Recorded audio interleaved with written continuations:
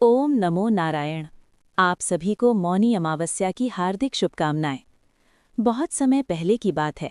कांचीपुरी नगर में देवस्वामी नाम का एक बहुत ही विद्वान और धनवान ब्राह्मण रहता था। उसका परिवार भरा पूरा था। उसकी पत्नी का नाम धनवती था। उनके 7 पुत्र थे और एक बहुत ही गुणवान पुत्री थी जिसका नाम था गुणवती। गुणवती जैसा नाम वैसे ही गुण। वो घर के कार्यों में निपुण और पूजा पाठ में लीन रहने वाली कन्या थी। जब वो विवाह योग्य हुई तो देवस्वामी ने अपने सबसे बड़े पुत्र को भेजा कि बहन के लिए कोई योग्य वर ढूंढ कर लाओ। पुत्र ने बहुत खोजबीन की और एक सुयोग्य वर की कुंडली लेकर लौटा। ब्राह्मण देवस्वामी ने नगर के सबसे बड़े ज्योतिषी को बुलाया और कहा, हे पंडित जी, मेरी पुत्री की कुंडली इस वर के साथ मिलाइए और विवाह का मुहूर्त निकालिए। जैसे ही ज्योतिषी ने कुंडलियां देखीं, उसका चेहरा फीका पड़ गया। वो चिंता में डूब गया। देवस्वामी ने पूछा, क्या हुआ पंडित जी, आप चुप क्यों हैं? ज्योतिषी ने भारी मन से कहा, यजमान, कुंडलियां तो मिल रही हैं, गुण भी मिल रहे हैं, लेकिन एक बहुत बड़ा दोष है। विवाह के समय भावरे पड़ते ही, सप्तपदी होते ही आपकी पुत्री विधवा हो जाएगी। ये सुनते ही घर में कोहराम मच गया। माता धनवती रोने लगी। देवस्वामी ने हाथ जोड़कर पूछा, हे विप्रवर, क्या इसका कोई उपाय नहीं है? क्या मेरी बेटी के भाग्य में सुख नहीं लिखा? तब ज्योतिषी ने एक कठिन उपाय बताया। उसने कहा, इसका उपाय है, लेकिन वो बहुत कठिन है। सिंघल द्वीप यानी वर्तमान श्रीलंका में एक सोमा नाम की धोबिन रहती है। वो पतिव्रता है और बहुत पुण्यशाली है। यदि वो यहाँ आए और अपने पुण्यों का फल तुम्हारी बेटी को दान कर दे और विवाह के समय उपस्थित रहे तो ये वैधव्य योग कट सकता है। भक्तों, जीवन में संकट आते हैं, पर जो हिम्मत नहीं हारते, ईश्वर उनकी मदद करते हैं। उपाय सुनते ही गुणवती का सबसे छोटा भाई अपनी बहन के साथ सिंघल द्वीप जाने को तैयार हो गया। दोनों भाई बहन सुबह सुबह घर से निकले और चलते चलते समुद्र के किनारे पहुंच गए। लेकिन सामने विशाल समुद्र था, उसे पार कैसे करें? निराश होकर वह दोनों एक विशाल वट वृक्ष की छाया में बैठ गए। संयोग देखिए, उस वृक्ष पर एक गिद्ध का घोंसला था जिसमें उसके नन्हे बच्चे थे। गिद्ध और गिद्धनी भोजन की तलाश में बाहर गए थे। उसी समय भाई बहन ने देखा कि एक विषैला सांप घोंसले की ओर बढ़ रहा है।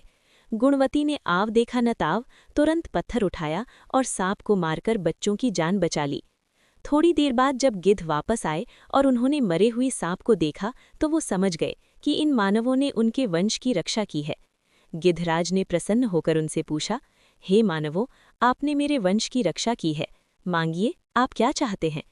भाई ने हाथ जोड़कर कहा, पक्षीराज, हम सिंघल द्वीप जाना चाहते हैं, सोमा धोबिन के घर। क्या आप हमें वहां पहुंचा सकते हैं? गिद्धराज ने कहा, अवश्य, ये तो बहुत छोटा कार्य है। और इस प्रकार गिद्धराज ने उन दोनों को अपनी पीठ पर बैठाया और विशाल समुद्र के पार सिंघल द्वीप में सोमा धोबिन के घर के पास उतार दिया। वहां पहुंचकर भाई बहन ने देखा कि सोमा का घर तो मिल गया, लेकिन वो सीधे उससे कुछ मांगना नहीं चाहते थे। उन्होंने सेवा का मार्ग चुना। गुणवती रोज सुबह ब्रह्म मुहूर्त में उठती और चुपचाप सोमा धोबिन के घर जाकर झाड़ू पोछा कराती, आंगन लीप देती। सोमा धोबिन रोज सुबह उठती और अपना घर साफ सुथरा देखकर हैरान रह जाती। उसने अपनी बहुओं से पूछा, तुमने इतनी जल्दी काम कर दिया? बहुओं ने मना कर दिया। सोमा सोचने लगी, कौन है जो निस्वार्थ भाव से मेरी सेवा कर रहा है? एक रात सोमा जागती रही। उसने देखा कि एक कन्या चुपचाप आई और घर का काम करने लगी। सोमा ने उसे पकड़ लिया और पूछा, बेटी, तुम कौन हो और ये सेवा क्यों कर रही हो? गुणवती ने रोते हुए सारी व्यथा कह सुनाई। उसने कहा, माता, मेरे भाग्य में वैधव्य है, केवल आपका पुण्य ही मुझे बचा सकता है। सोमा धोबिन का हृदय पिघल गया। उसने कहा, चिंता मत करो बेटी, मैं तुम्हारे साथ चलूंगी।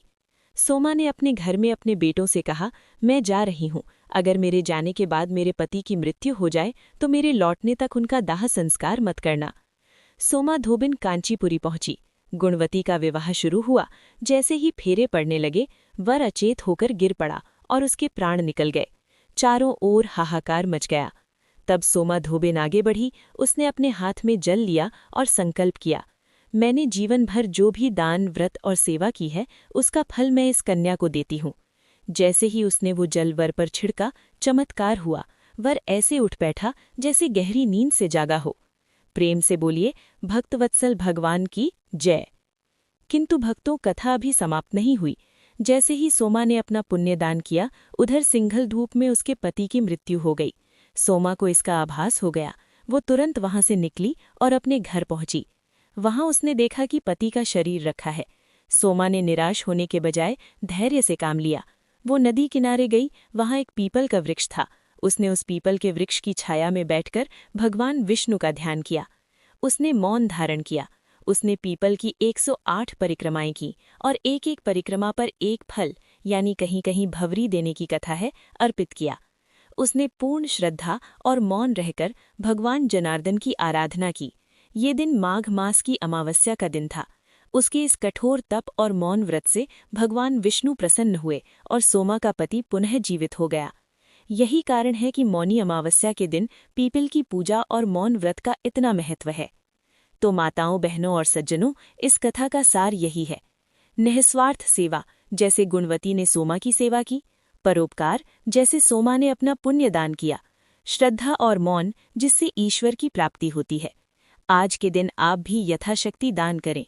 यदि संगम स्नान संभव न हो तो घर की जल में ही थोड़ा गंगा जल मिलाकर हर हर गंगे का उच्चारण कर स्नान करें।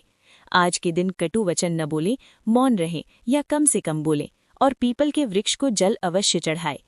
आइए, कथा का समापन हम भगवान की आरती और नाम संकीर्तन के साथ करते हैं। आप सभी अपने स्थान पर खड़े हो जाएं और मन में अपनी मनोकामना का स्मरण करें। अच्युतम केशवम कृष्ण दामोदरम राम नारायणम जानकी वल्लभम। बोलो मौनी अमावस्या की जय। सत्य सनातन धर्म की जय।